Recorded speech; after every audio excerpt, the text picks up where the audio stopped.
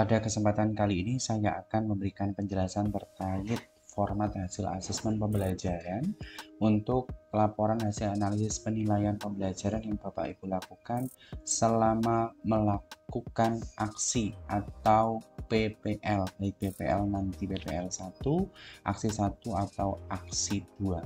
Teman-teman semua yang saat ini mengikuti PPG Daljab untuk gelombang kedua tahun 2023, saat ini teman-teman masuk pada tahapan pembuatan laporan hasil analisis penilaian pembelajaran, di mana teman-teman diminta untuk membuat laporan yang nantinya laporan itu sebanyak 1 untuk masing-masing siklus, yaitu baik siklus 1 dan 1 untuk siklus kedua. Nah, penilaian ini teman-teman sudah ada template-nya, sehingga teman-teman tinggal mengikuti template tersebut berdasarkan apa yang diminta pada template tersebut. Lalu bagiannya seperti apa dan bagaimana cara membuat template tersebut? Saya tunjukkan ya teman-teman semuanya.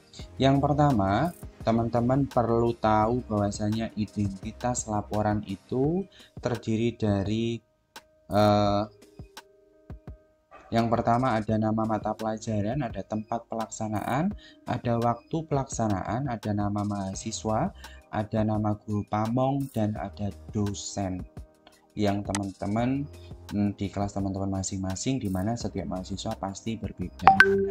Selanjutnya itu ada deskripsi kegiatan penilaian. Di sini teman-teman bisa mengetahui deskripsi kegiatan penilaian ini ada pertanyaan pemantik yang nantinya teman-teman bisa jabarkan berdasarkan apa yang sudah teman-teman lakukan pada aksi 1 ataupun aksi 2.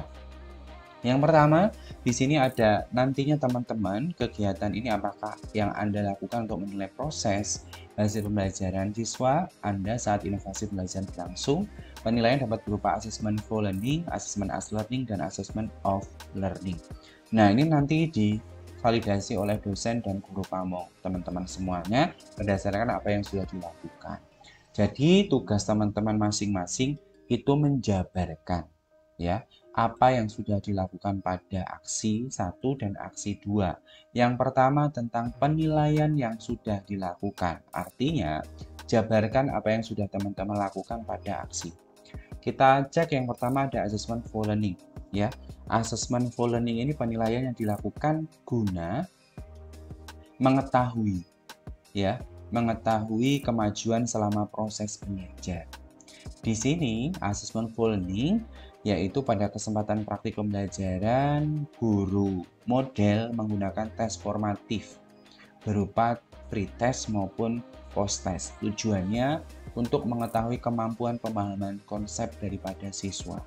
Yang kedua, selama proses belajar juga guru model melakukan penilaian untuk kemampuan kolaborasi dan presentasi serta keaktifan siswa. Ya, ini asesmen full learning-nya. Sedangkan yang kedua ada asesmen as learning, yaitu asesmen yang dilakukan oleh guru model, yaitu memberikan lembar penilaian diri kepada siswa, memberikan angket penilaian motivasi, di mana siswa nanti diminta untuk mengisi angket tersebut. Ya, di sini disampaikan asesmennya itu asesmen diri sendiri atau self assessment. Ya. Siapa asesornya? Asesornya siswa. Yang ketiga ada assessment of learning yang dilakukan oleh guru setelah pembelajaran selesai atau penilaian hasil pembelajaran secara keseluruhan. Nah, guru ini nantinya akan melakukan penilaian pada saat ujian tengah semester dan guru melakukan ujian pada saat ujian semester ya, sesuai dengan definisinya. Kalau of learning itu assessment sumatif, kalau as learning sama full learning itu untuk formatif. Tapi untuk asesmen yang awal full learning itu asesornya guru, kalau as learning itu siswa. Artinya yang melakukan itu siswa. Kalau off learning guru.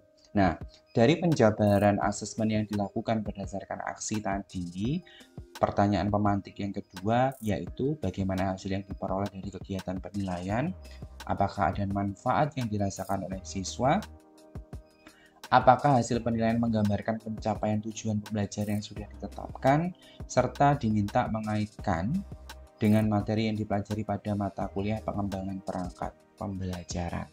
Jadi di sini Bapak, Ibu, dan teman-teman silakan jabarkan berdasarkan pertanyaan pematik tersebut. Yang pertama, manfaat dari penilaian adalah mengukur dan mengetahui pencapaian kompetensi peserta didik. Ya, memperbaiki proses belajar, menyusun laporan kemajuan belajar peserta didik. Ya, apa manfaatnya yang dirasakan oleh peserta didik? Yaitu meningkatkan kemampuan sikap, pengetahuan, serta keterampilan. Peserta didik terlibat aktif, ya, komunikasinya menjadi meningkat berdasarkan apa yang sudah dilakukan, di mana materi atau konsep yang dipelajari yaitu struktur, replikasi, dan peran virus dalam kehidupan. Poin yang kedua, waktu yang diperlukan. Nah, di sini dijabarkan. Penilaian saat presentasi membutuhkan waktu yang cukup lama untuk mengevaluasi setiap presentasi dengan cermat. Ini bisa menjadi tantangan jika memiliki waktu yang sempit, ya, ketika di dalam kelas. Kemampuan siswa yang tidak merata. Ini maksudnya seperti apa? Tidak semua siswa mungkin mencapai tingkat pemahaman yang sama terhadap materi atau konsep yang dipelajari. Beberapa siswa mungkin memerlukan lebih banyak bantuan atau panduan untuk menganalisis struktur, replikasi, dan peran virus dalam kehidupan. Kendala teknologinya apa? Dijabarkan juga. Terus kendala lainnya apa? Juga dijabarkan. Artinya Bapak Ibu berdasarkan LK ini silahkan dikuliti ya dari masing-masing pertanyaan pemantik itu. Poin yang ketiga di sini yaitu solusi pemecahan masalah. Di sini adakah solusi yang Anda lakukan untuk memecahkan masalah? Mengapa dan kaitkan dengan materi yang dipelajari? Nah, solusi yang diambil oleh guru model untuk memecahkan masalah pada kegiatan ini yaitu dengan memberikan pengarahan kepada peserta didik yang tidak aktif dengan cara memberikan kesempatan untuk mengemukakan pendapat. Ya. Terus solusi lain membuat rubrik yang jelas, ya, sehingga kriterianya itu jelas. Misalnya kemampuan presentasi, komunikasi, maka gunakan rubrik yang jelas sehingga alat yang digunakan itu valid, sahih, ya, sesuai dengan apa yang mau diukur. Poin yang keempat, rencana tindak lanjut. Nah, dari permasalahan yang dijabarkan dari mulai asesmen, dari mulai yang kedua tadi tentang hasil dan manfaat penilaian, terus solusi pemecahan masalah, maka teman-teman membuat rencana tindak lanjut. Jadi berdasarkan paparan sebelumnya tadi, maka akan menemukan apa sih yang akan direncanakan berdasarkan masalah tersebut sehingga harapannya masalah itu bisa terselesaikan.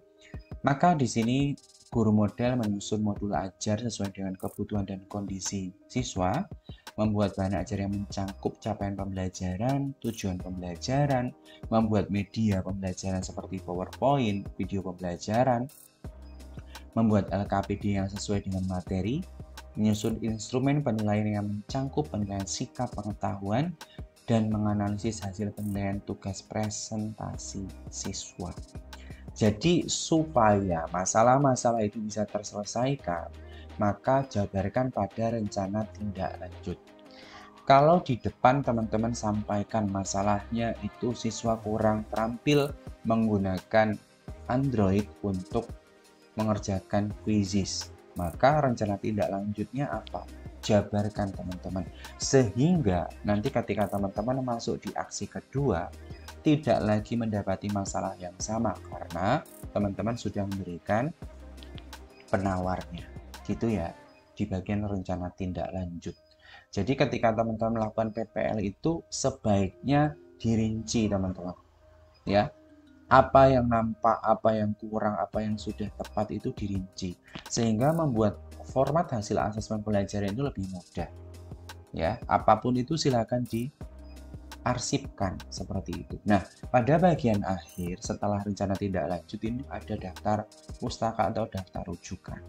Jadi ketika teman-teman menyampaikan ini tidak serta-merta ini semuanya dari hasil olah pikiran teman-teman, yang pasti teman-teman bisa menulis sebanyak ini itu berdasarkan teman-teman membaca rujukan. Jadi harus tanggung jawab, teman-teman sisipkan rujukan itu pada bagian daftar pustaka.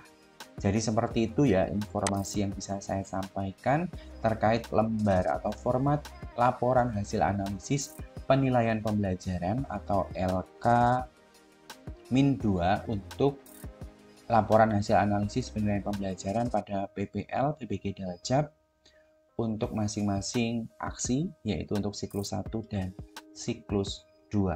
Terima kasih, jangan lupa subscribe, like, komen, dan share video official 1, 2, dan 3 channelnya tentang pendidikan, tutorial, dan data.